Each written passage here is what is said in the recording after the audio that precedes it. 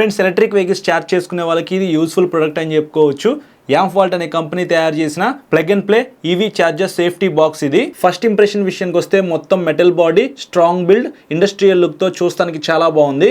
General గా మీ electric vehicles ని ఎలా ఛార్జ్ చేస్తారు? కంపెనీ వాళ్ళు ఇచ్చిన ఛార్జర్ తోనే కదా. ఆ ఛార్జర్ అనేది ప్లగ్ లో పెట్టేసి డైరెక్ట్ గా స్విచ్ అయితే వేస్తారనమాట.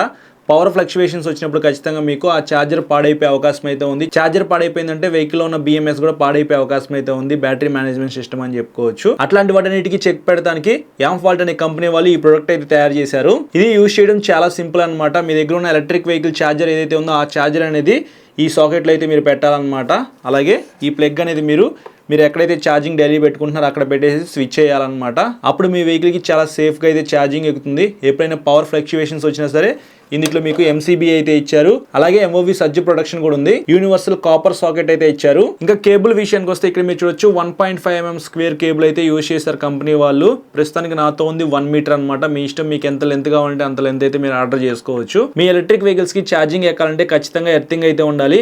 ఇందులో బిల్ట్ ఇన్ మీకు ఎర్తింగ్ అయితే వచ్చేస్తుంది. ఇంకా కాస్ట్ విషయానికి వస్తే 1600 రూపీస్ దాకా అయితే ఉంది. మీ ఎలక్ట్రిక్ వెహికల్స్ ప్రొటెక్షన్ కోసం మీరు పెట్టే చిన్న ఇన్వెస్ట్మెంట్ అని చెప్పుకోవచ్చు ఇది. అలాగే ఇది మేడ్ ఇన్ ఇండియా ప్రొడక్ట్ అని చెప్పుకోవచ్చు. 1 year వారంటీతో వస్తుంది.